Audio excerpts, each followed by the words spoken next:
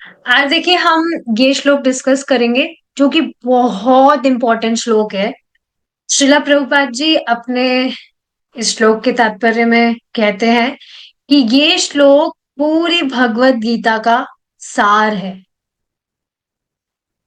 तो इसको सुनना और इसको समझना, इसको सीखना बहुत ज्यादा जरूरी है।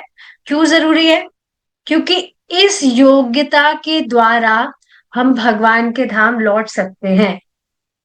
या कहा जाए केवल इसी योग्यता के द्वारा व्यक्ति भगवान के धाम लौट सकता है। यानी ऐसा व्यक्ति ही योग्य है जो इस श्लोक में बताया जाएगा, जो भगवान के धाम लौट सकता है। देखिए क्या है, पहले इसको गा लेते हैं। मत कर्म।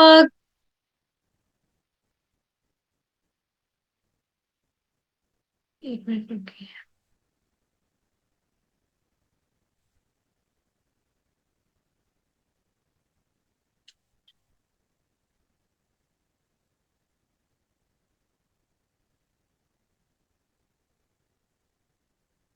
ठीक है।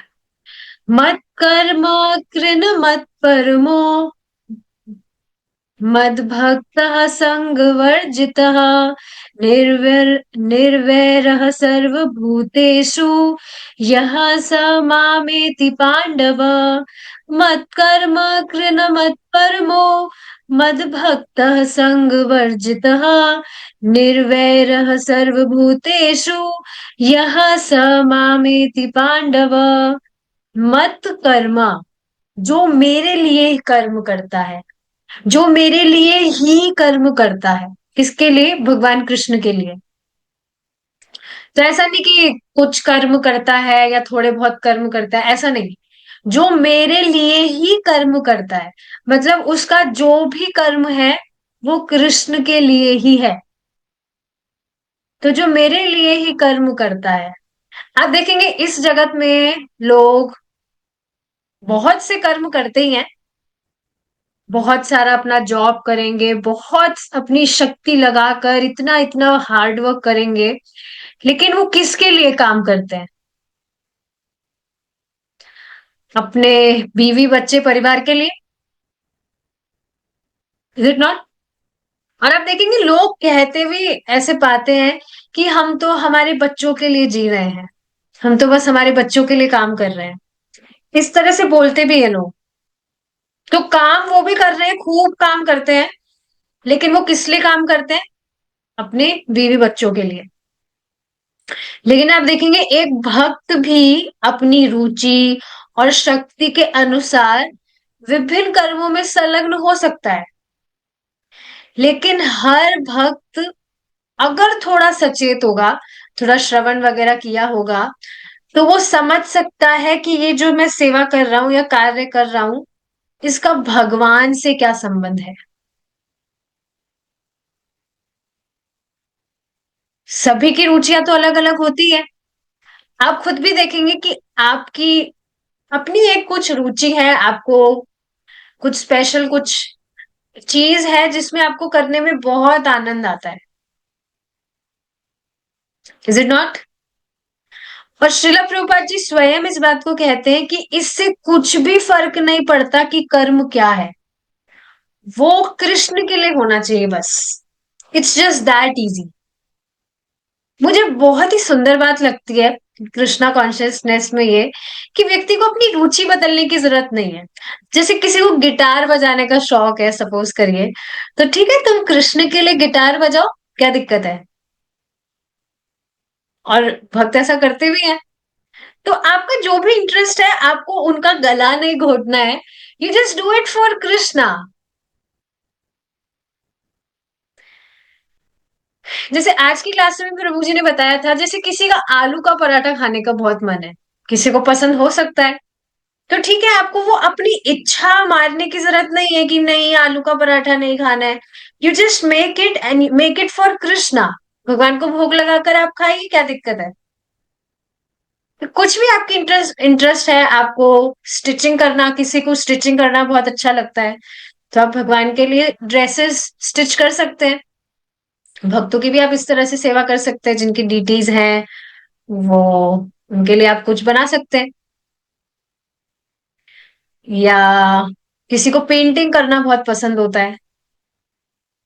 होते हैं, काफी लोग होते हैं जो मतलब मेडिटेशन, उनका एक मेडिटेशन होता है पेंटिंग करना। So okay, you paint for Krishna.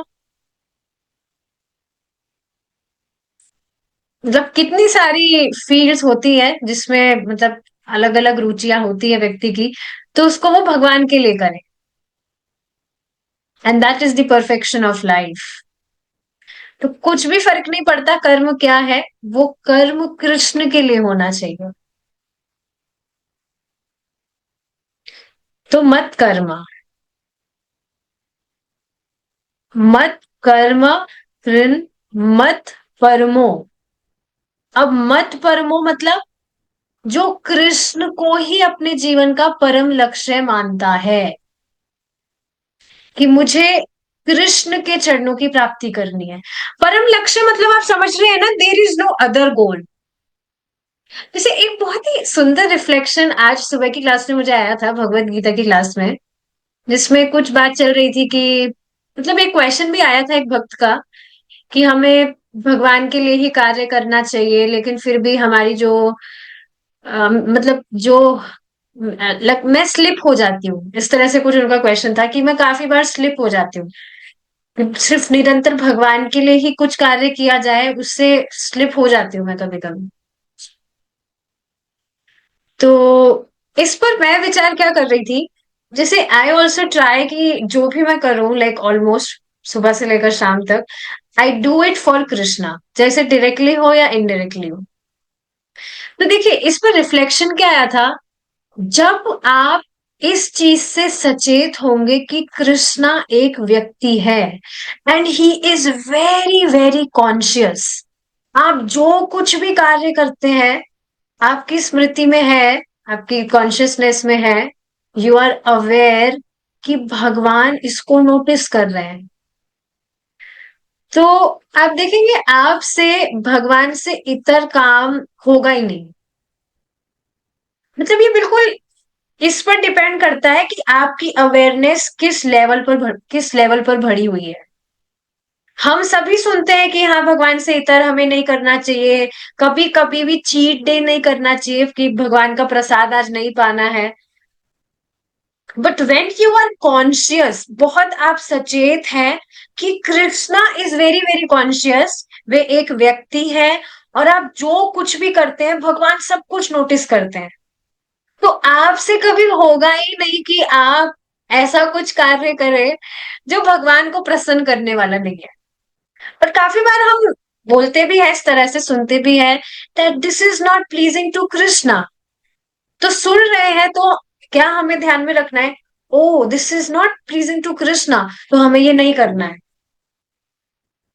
Because our our goal, our motive is to please Krishna, हम भगवान को संतुष्ट करना चाहते हैं। तो हम हमेशा उन चीजों से, उस कार्यों से बचेंगे जो भगवान को प्रसन्न करने वाला ना हो। सोचिए कितने टाइम से तो हम यही कर रहे थे, भगवान को अप्रसन्न करने वाले कार्य। But just see the mercy of Lord, फिर भी भगवान भक्ति में लेकर आए, भक्तों का संग दिए। बार बार मुझे ये बात याद आती है प्रभुपाद जी की, that you have given so many lives to Maya. You give this one life to Krishna. आपने बहुत सारे जीवन माया को दिए हैं, बस अब ये एक जीवन आप कृष्ण को दीजिए। एक कोई भक्त थे, प्रभुपाद जी के टाइम की बात है, तो कह रहे थे कि मैं आई am just living Krishna consciousness, मैं छोड़कर जा रहा हूँ भक्ति भक्ति।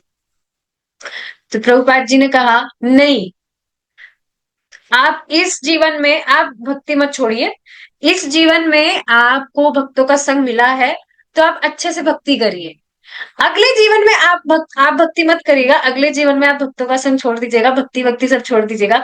बट इस जीवन में अगर आपको मौका मिला है, भक्तों का संग प्राप्त हुआ है, तो फिर भक्ति से डेविएट मत करिए। दिमाग में थॉट्स भी आए तब भी नहीं, you just give this one life to Krishna. और उसका परिणाम क्या होगा, भगवान आपको आपके पास में ले जाएंगे, सॉरी भगवान आपको अपने पास में ले जाएंगे। जैसे आप सोचिए अभी शाम को श्रीमद् भागवतम की क्लास में जो डिस्कशंस चल रहे हैं अबाउट दी वैकुंठ लोक, उसमें मतलब जिस तरह से बताया जा रहा है कि दिमाग में स्टोरीज नहीं आती आपके, मतलब वो can you imagine all those discussions जो प्रभु जी बताते हैं। कल बताया गया था कि किस तरह से वैकुंठ लोक में जो बहुत मतलब स्टोन्स वगैरह होते हैं, बहुत एक्सपेंसिव होते हैं वो, बहुत ही ज्यादा, मतलब यहाँ भौतिक जगत में तो वो होते भी नहीं है, बहुत अद्भुत होते हैं। उनसे जड़ित विमान वैकुंठ लोक में है, और वैकुंठ लोक भरा है इन इस तरह के विमानों से।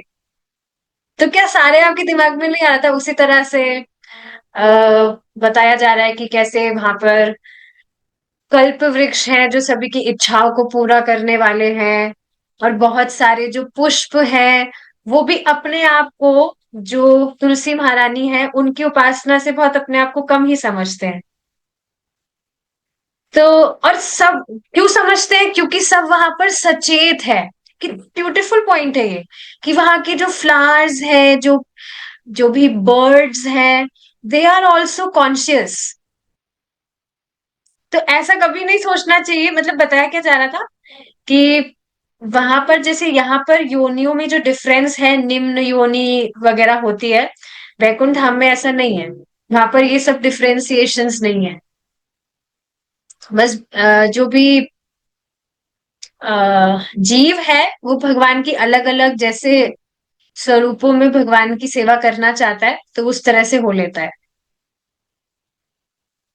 एनीवेज, तो ये बहुत ही सुंदर रिफ्लेक्शन था that if you are conscious, that Krishna is very very conscious. भगवान आपकी जो भी आप करते हैं उसको भगवान देख रहे हैं, ही इज नोटिसिंग। तो फिर आप आपसे होगा ही नहीं भगवान से इतर कुछ। Is it not? कभी भी आप नहीं सोचेंगे कि आज हम हमारा 16 माला स्किप कर दे, क्या फर्क पड़ता है? नो। अगर आप कॉन्शियस हैं कि मैं जो भी प्रतिदिन 16 माला का जप मैं कर रहा हूं, भगवान उसको नोटिस कर रहे हैं कि वाह, ये तो सुबह ही अपना 16 माला जप कर लेता है, और एक बीमार होने के बाद में भी 16 माला स्किप नहीं किया। Krishna appreciates it. हमें वो देख नहीं रहा हो इसका मतलब ये नहीं है that Krishna is not appreciating. And Krishna show it with रेसिप्रोकेशंस।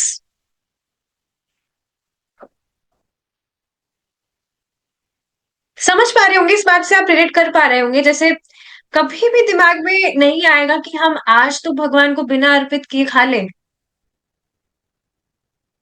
क्योंकि भगवान जान रहे हैं कि आप भगवान को देकर ही पा रहे हैं।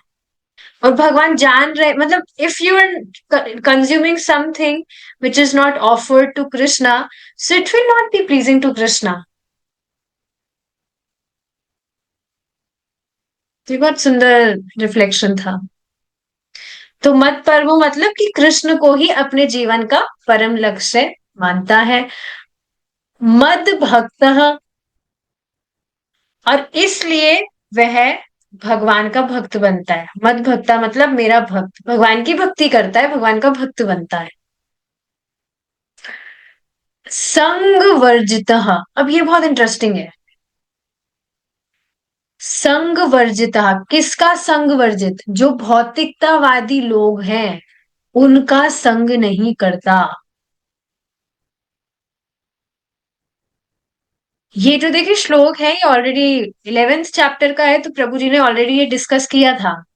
इन केस अगर आप कभी रिसर्च कर रहे हो कि कहाँ पर शास्त्र में काफी बार बताया जाता है कि अभक्तों का संग नहीं करना चाहिए, तो ठीक है, महाप्रभु से तो सुना है असत्संग त्याग, यही वैष्णव आचार। लेकिन भगवान कृष्ण गीता में भी ये बात कह रहे हैं कि भौतिकतावादी लोगों का संग नहीं करता है, संग वर्जित। ये समझना बहुत ज्यादा जरूरी है। और ये सेम चीज नेक्टर ऑफ इंस्ट्रक्शन में भी बताई जा रही है श्रील रूप गोस्वामी जी के द्वारा। चैतन्य चरितामृत में भी है, श्रीमद् भागवतम में भी है, भगवत गीता में भगवान बता रहे हैं। तो देखिए इसको एक एग्जाम्पल से समझते हैं। जैसे मोटरसाइकिल का जो साइलेंसर होता है, उससे व्यक्ति का पैर जल जाता है।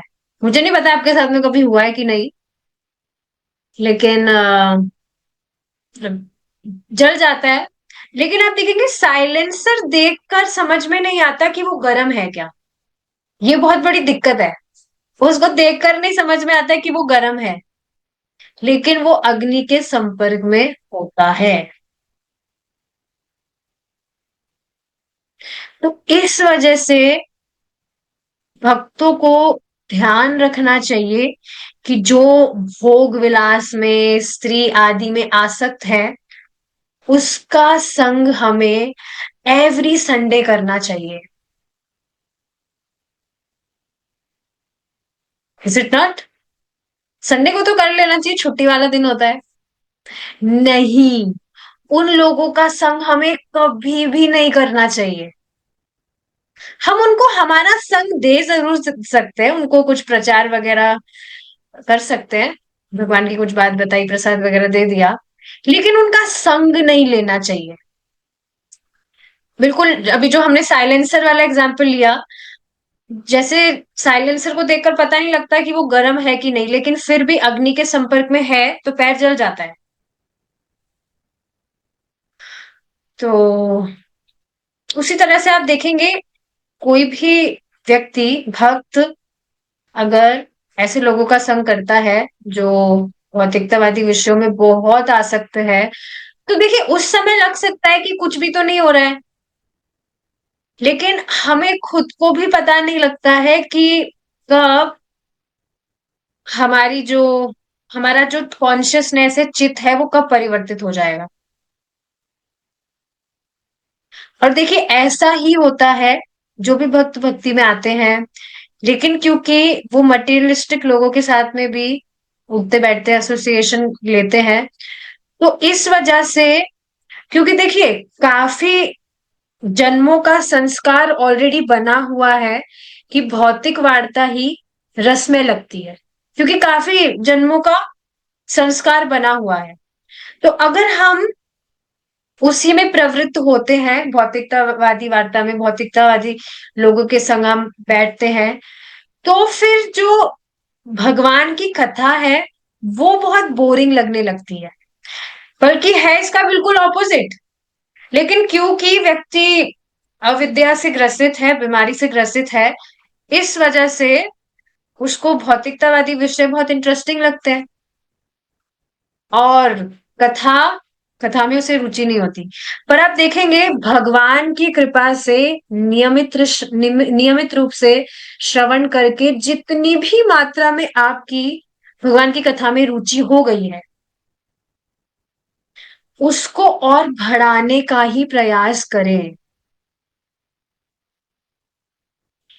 तो और ये बहुत इंपॉर्टेंट चीज है कि हम जो अच्छी चीज ग्रहण कर रहे हैं, उसके साथ साथ जो बुरी चीजें हैं उसका भी हम त्याग करें।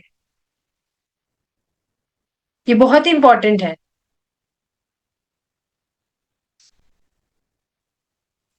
तो इस वजह से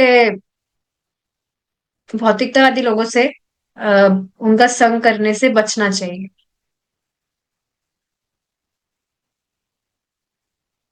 ठीक है।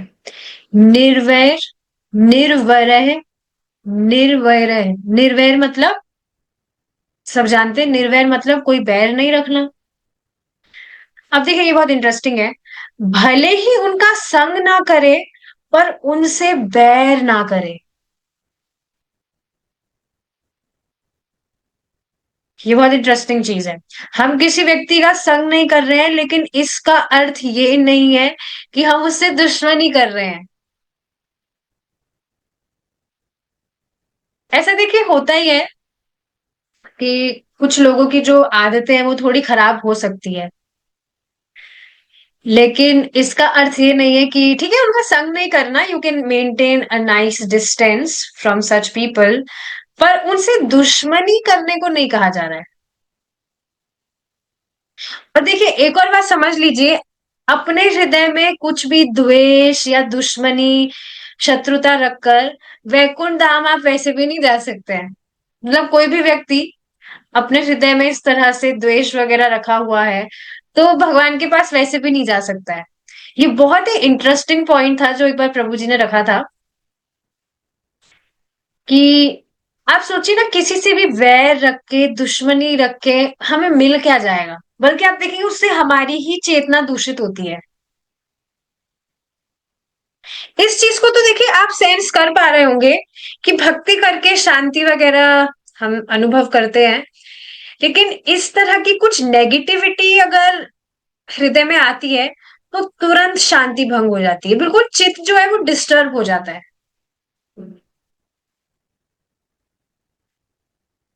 कोई भी जो व्यक्ति है वो जिस तरह का भी व्यवहार कर रहा है, वो उसके गुणों के प्रभाव के कारण वैसा कर रहा है, बेचारा बीमार है। तो उसकी जो भी बीमारी की अवस्था है, उससे वैर नहीं करना चाहिए। तो ये बात है, यहाँ पर कहा जा रहा है कि संग ना करे, लेकिन ऐसा नहीं कहा जा रहा कि उसके साथ में दुश्मनी करनी है। जैसे कोई भी व्यक्ति है, उसकी बुरी आदत है, वो शराब वगैरह पीता है, मांस वगैरह खाता है, तो उसके विषय में बल्कि उसके बारे में, कल्याण के बारे में सोचना चाहिए कि ये भी भगवान का सेवक है, पर किस तरह का आचरण कर रहा है, काश ये भी भक्त बन जाए। और उसके लिए जो भी नीडफुल है आप कर सकते हैं। जैसे एक इंटरेस्टिंग बात आप सबके साथ मुझे शेयर करनी है। मेरा वो जो वीकेंड ग्रुप प्रीचिंग है वो एक्टिव है, उसमें I am just trying to connect people. तो एक व्यक्ति मुझसे कनेक्ट हुए थे, ही इज फ्रॉम कनाडा। तो उन्होंने बताया दैट आई एम एन अथियस्ट, मैं I don't believe in the existence of God and all those things. और बता रहे थे, मतलब मुझसे बात हुई थी, तो उनकी बातों से ही लग रहा था that he is so pessimistic about life. और उन्होंने खुद ने ये बात कही भी, मैंने कुछ उनसे क्वेश्चंस किए थे, so he was saying that it's just I am pessimistic about life. Pessimistic का मतलब समझ रहे हैं? कि जीवन में एकदम निराशाजनक, निराशा है। एक तो होता है ऑप्टिमिस्टिक, कि जो व्यक्ति है वो बहुत उत्साहित है, ये करना है वो करना है, वो रजोगुण से कर रहा है, कैसे भी कर रहा है। और एक व्यक्ति होता है जो बस अब वो कुछ उसको आशा ही नहीं है, बस जैसा चल रहा है, थोड़ा मतलब गाड़ी बोलते हैं ना, गाड़ी खींच रहे हैं, बस वैसा चल रहा है।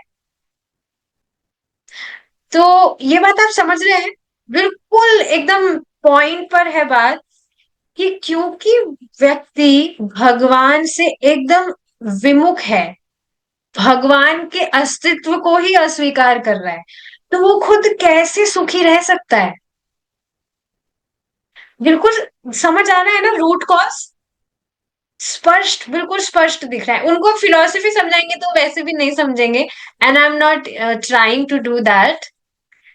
आई will just try to give him some contact of holy names. बाकी फिलोसफी वगैरह को समझेंगे भी नहीं। पर ये बात आप समझ रहे हैं, लाइक मैं इसको बहुत अच्छे से सेंस कर पा रही थी कि भगवान का कुछ भी, मतलब वो इस तरह से स्वीकार नहीं करते हैं कि भगवान है या कुछ भी। सो one cannot be happy in his life। आप सोचिए, जो व्यक्ति थोड़ा बहुत मतलब पूजा पाठ भी करता है, जैसे कि आप सभी भक्ति में आने से पहले भी कुछ करते ही होंगे, मैं भी कुछ ना कुछ करती थी, पर क्योंकि भगवान से अपना संबंध हम नहीं समझ रहे थे, और भगवान की जिस तरह से प्रामाणिक रूप से डायरेक्ट सेवा करनी चाहिए, उस तरह से हम नहीं कर रहे थे, and we were all into self gratification. So even we were also not relishing our lives, isn't it? बस एनजाइटी, दिमाग में एनजाइटी होना और टेंशन होना, ये करना है वो करना है, आगे क्या करना है, पीछे क्या किया, बस ये सारी चीजें चलती रहती थी। Is it not? पर अब आप देखिए, जैसे व्यक्ति भक्तों के संग में आता है, भगवान से अपना संबंध समझता है, भक्ति करने लगता है, तो बिल्कुल उसका मतलब लाइफ ही बिल्कुल चेंज हो जाता है। और आप खुद इस चीज को देखेंगे कि पूरा का पूरा जो लाइफ है वो बिल्कुल जैसे टर्न हो गया हो। जैसे होता है ना कि कुछ चीज उल्टी रखी हुई है, आपने उसको सीधा कर दिया हो, बिल्कुल वैसे जीवन एकदम परिवर्तित हो जाता है भगवान की भक्ति करके। कोई भी व्यक्ति कृष्णा कॉन्शियसनेस में आता है। और अमेजिंग चीज है, कोई भी व्यक्ति वो हो सकता है। कुछ भी एक्सटर्नल डेजिग्नेशन या जो भी धर्म वर्म से वो अपनी पहचान करता है, इस पर कुछ भी ये चीज डिपेंड नहीं करती है। तो एक भक्त है, मैं उनका कुछ इंस्पिरेशनल स्टोरी सुन रही थी, that how he came into Krishna consciousness. तो वो भी अपना स्टोरी शेयर कर रहे थे इस तरह से कि मतलब वो भी बहुत ज्यादा डिप्रेस थे और वो सोच रहे थे कि आगे क्या करना चाहिए। तो काफी सारे पथ से वो गए थे। उसमें किसी मतलब कोई उनको मिला था जिसमें उसने बताया था कि आप ये मंत्र जप करिए। वो जो भक्त है वो भी विदेशी थे। तो उनको क्या जब बताया था, हीन हीन, यू चैंट हीन हीन, मतलब नहीं ऐसे ही कुछ था। तो बस वो 20 मिनट तक डेली हीन हीन हीन हीन हीन हीन हीन जब ऐसे जब करते रहते थे। लेकिन वो बता रहे थे कि कुछ टाइम के बाद में मैंने देखा कुछ भी तो नहीं हो रहा है, मैं हीन हीन हीन करे जा रहा हूँ लेकिन कुछ भी नहीं हो रहा है। बट बाद में जब उनको बताया गया, एंड एक्चुअली ही शेयर्ड कि जो मतलब हिप्पीज वगैरह होते हैं वो उसी ग्रुप में थे, ऐसा कुछ बता रहे थे वो। तो बाद में वहीं से मतलब प्रभुपाद जी की बात नहीं बता रहे, Prabhupada ji I don't know, Prabhupada ji नहीं थे, प्रभुपाद जी ने प्रीचिंग नहीं किया था, उनको किन्हीं भक्त ने किया था। तो उन्होंने बताया था कि आप हरे कृष्ण महामंत्र करिए। तो बाद में हरे कृष्ण महामंत्र करने लगे और उन्होंने भगवत गीता ली। तो भगवत गीता में उन्होंने जो एक वर्ष पढ़ा था, पत्रम पुष्पम फलम तोयम, बता रही थी कि हरे कृष्णा महामंत्र जप करने से एक अलग ही उत्साह हृदय में आने लगा। और मुझे खुद को भी समझ नहीं आ रहा था कि ये हो क्या रहा है। तो मुझे एक पोस्टर दिया गया था राधा कृष्णा का, और it was very special for me, तो मैंने उसको अभी भी मेरे पास में है। तो जो पत्रम पुष्पम फलम तोयम उन्होंने पढ़ा गीता में से, तो वो उसको फॉलो करने लगे। बता रहे थे आई वॉज ऑलरेडी वेजिटेरियन। तो उसमें भगवान बताते हैं that if you offer it with me love, then I accept it with love and devotion। तो इतना मतलब क्यूटली बता रहे थे कि मैं, मेरा जो वाटर था मैं उसको कृष्णा को ऑफर करता था। And I use to take my food, और मैं इस तरह से ऑफर करता था। आई यूज टू मतलब जैसे एक बच्चे को खिलाते हैं उस तरह से वो खिलाकर हरे कृष्णा चैंटिंग करते थे। And he use to meditate in his mind कि भगवान खा रहे हैं। तो देखिए भगवान यही सब भाव तो देखते हैं, इज इट नॉट? कोई भी जो भक्त है वो मतलब इस चीज के लिए बहुत सचेत होता है कि भगवान कृष्णा इज वेरी कॉन्शियस और भगवान एक्सेप्ट करते हैं मेरी सेवाएं। Is it not? He does not serve Krishna just for the sake of pretending that I am serving Krishna. सिर्फ ये दिखावा करने के लिए वो भगवान की सेवा नहीं करता है। अगर अकेले भी वो कमरे में होगा, घर में कोई नहीं है, तब भी अकेला बैठ के he will chant Hare Krishna, he will hear about Krishna. No matter आसपास में कोई लोग देख रहे हैं कि नहीं, भगवान तो देख रहे हैं। तो बता रहे थे इस तरह से मेरे हृदय में इच्छा आ रही थी that I should worship Krishna.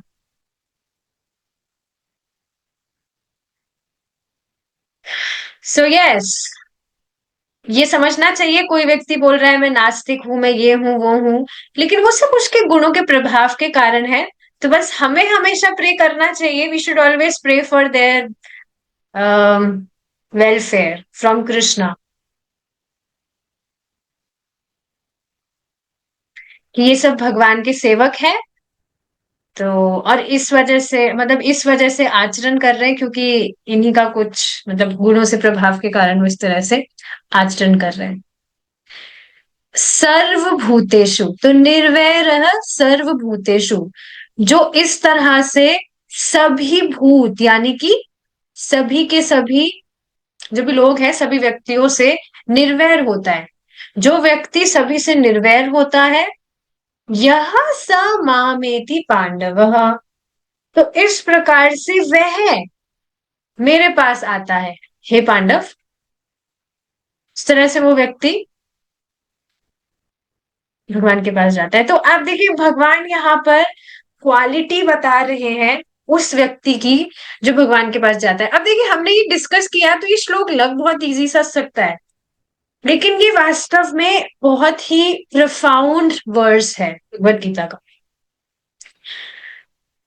मतलब गुह्य है ये श्लोक, जिसमें भगवान इस तरह से बता रहे हैं कि कोई भी व्यक्ति अगर इस तरह से उसमें योग्यताएं होती है तो वह भगवान के पास में आता है। एक बार फिर से रिवाइज कर लेते क्या क्या बातें भगवान ने बताई। मत कर्मा, मेरे लिए ही कर्म करता है। मत परमो, मुझे ही अपना परम लक्ष्य समझता है। मत भक्तः, मेरी ही भक्ति करता है, मेरा भक्त होता है ना। He is my devotee, he is Krishna devotee, वो कृष्णा डिवोटी होता है। ओके, किसी और का डिवोटी नहीं। संग वर्जितः, जो भी भौतिकतावादी लोग हैं उसका संग नहीं करता है। निर्वरय सर्वभूतेषु, सभी जीवों से, सिर्फ भक्तों से ही नहीं, जितने भी जीव है और जितने भी तरह के लोग हैं उन सभी से वह निर्वैर होता है, किसी से वैर नहीं करता है। तो इस तरह से वो व्यक्ति मेरे पास आता है।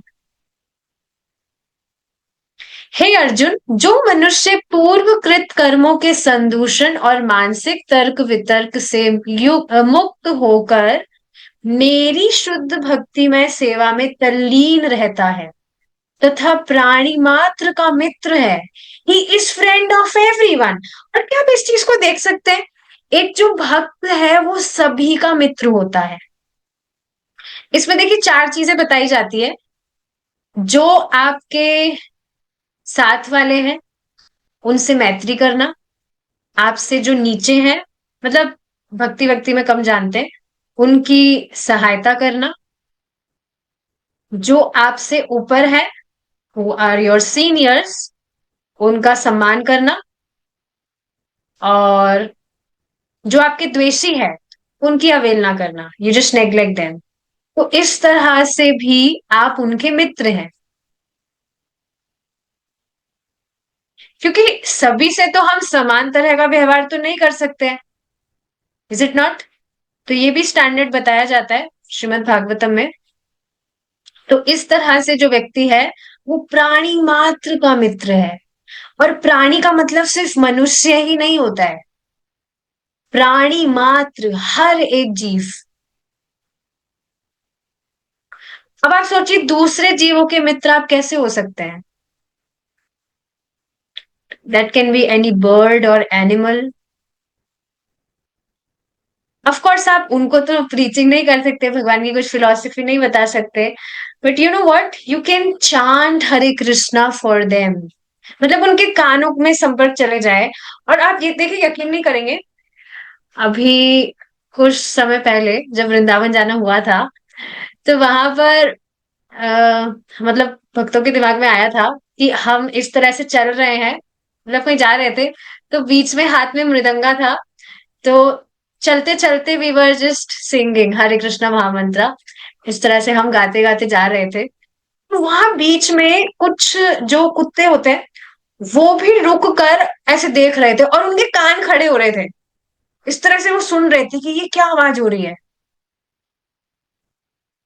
मुझे नहीं पता आपने ऐसा देखा हो या नहीं, मैंने उस टाइम पर पहली बार इस तरह से देखा था, मुझे इतनी ज्यादा खुशी हो रही थी कि इस तरह से एक जो पशु है वो भी सचेत है। ठीक है, वो नहीं समझ सकता कि वाह, हर ये तो दिव्य हरे कृष्ण महामंत्र का कीर्तन कर रहे हैं, ठीक है, वो ये नहीं समझ सकता, पर वो ये तो समझता ही है कि कुछ आवाज हो रही है।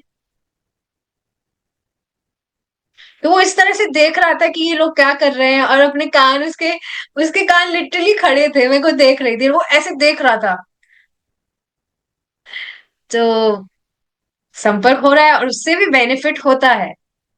सो मेक श्योर आपके आसपास में, ठीक है, मनुष्य जो है वो नहीं भी सुनते हो, पर कम से कम जो पशु है उनको आप उनके मतलब कानों में कुछ ना कुछ, मतलब कुछ महामंत्र तो डाल ही सकते हैं या प्रसाद दे सकते हैं।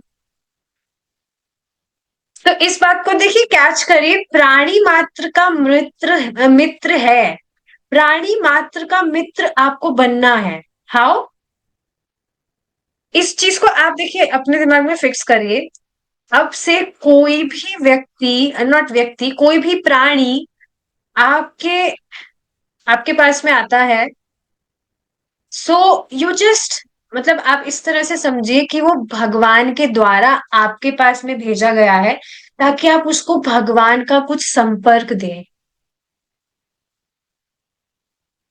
देखिए, इस तरह से अगर चेतना हुई ना, so Krishna consciousness life will be very amazing for you. क्योंकि आपके दिमाग में कांस्टेंट प्लानिंग चलती रहेगी, इसको कैसे भगवान से कनेक्ट करूं, अरे इसको कैसे करना है कनेक्ट।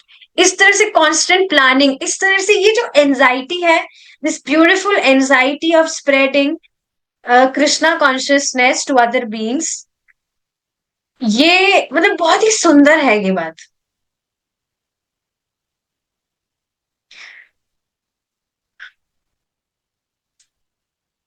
समझ रहे इस बात को? This is the ultimate perfection of life, कि आप बस इसी एंजाइटी में फंसे हैं कि कैसे लोगों को भगवान से कनेक्ट करना है।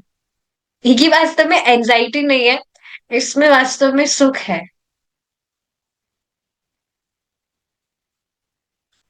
तो इस तरह से वो करता है तो वह निसंदेह मुझको ही प्राप्त करता है। भगवत गीता 11.55। एक बार दो पेज है, पढ़ लेते हैं। भगवत गीता के सार को समझने के लिए यही एक श्लोक पर्याप्त है। भगवत गीता के सार को समझने के लिए यही एक श्लोक पर्याप्त है, बस। इसको व्यक्ति कर रहा है तो बस समझ लिया वो भगवत गीता। फिर से एक बार देखिए, बहुत ही अमेजिंग श्लोक है ये, इजी लग रहा है, पर क्या यही पूरा भगवत गीता नहीं है? कि सिर्फ वो भगवान के लिए ही कर्म कर रहा है, भगवान को ही अपना परम लक्ष्य समझ रहा है, भगवान का ही भक्त है, भगवान की ही भक्ति करता है, और भगवान के भक्तों के साथ ही वह रहता है, एसोसिएट करता है, और लोगों से उसे मतलब नहीं है, और सभी के प्रति वह कंपैशनेट है, किसी से भी वो ईर्ष्या वैर वगैरह नहीं करता है। तो क्या ये भगवत गीता का सार नहीं है? और इसमें आप देखेंगे मन मना भवमत भक्तों वाला श्लोक भी आ गया है। मनुष्य को मेरे कर्म में लगा रहना चाहिए। और यह कर्म क्या है? यह भगवत गीता के अंतिम उपदेश में बताया गया है, जिसमें कृष्ण अर्जुन से कहते हैं कि तुम मेरी शरण में आओ।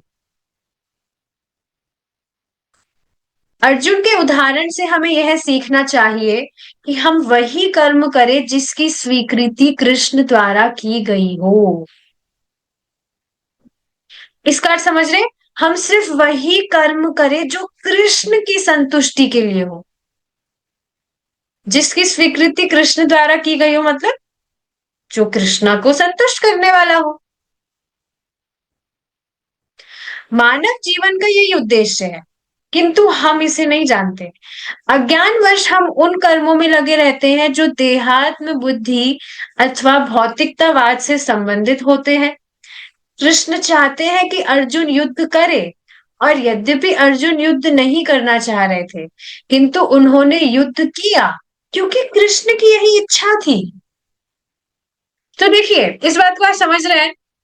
कभी कभी आपका मन कर सकता है कि डेली तो क्लास सुनते ही हैं, आज छुट्टी मार लेते हैं, क्या दिक्कत है? डेली तो क्या श्रीमद् भागवतम पर क्वेश्चन आंसर सेशन डिस्कस करते ही हैं, आज छुट्टी मार लेते हैं, क्या दिक्कत है? डेली तो कर ही रहे हैं ना क्वेश्चन आंसर डिस्कस। मतलब नॉर्मल में बात कर रही हूँ, किसी पर कटाक्ष की बात नहीं हो रही या डेली तो जब करते ही है, और आजकल तो एक्स्ट्रा जब और हो रहा है, तो आज छुट्टी मार लेते, क्या दिक्कत है? 16 वाला तो मेरा ऑलरेडी एक्स्ट्रा में चल ही रहा है, क्योंकि इन दिनों तो एक्स्ट्रा भी हो रहा है। तो कभी कभी ऐसा मन कर सकता है कि हम कुछ छुट्टी मार दे या कुछ ना करें, लेकिन फिर भी हमें करना है, जो नियमित रूप से हमारा व्रत है, 16 माला का जप, 4 नियम का पालन और भगवान का श्रवण कीर्तन, ये हमें करना है। क्यों? क्योंकि कृष्ण की यही इच्छा है कि हम चीट डे ना ले, हम छुट्टी ना करें। हमें इस उदाहरण का अनुसरण करना सीखना चाहिए। अर्जुन क्या करे, उसे यह बताने के लिए निसंदेह श्री कृष्ण उपस्थित थे, किंतु हमें बताने के लिए कौन है? श्री कृष्ण प्रत्यक्ष रूप से अर्जुन को अमुक अमुक विधि से कर्म करने का निर्देश दे रहे थे, किंतु मात्र इसीलिए कि कृष्ण हमारे सम्मुख अब स्वयं उपस्थित नहीं है। हमें यह नहीं मान लेना चाहिए कि हमारे लिए कोई निर्देश नहीं है।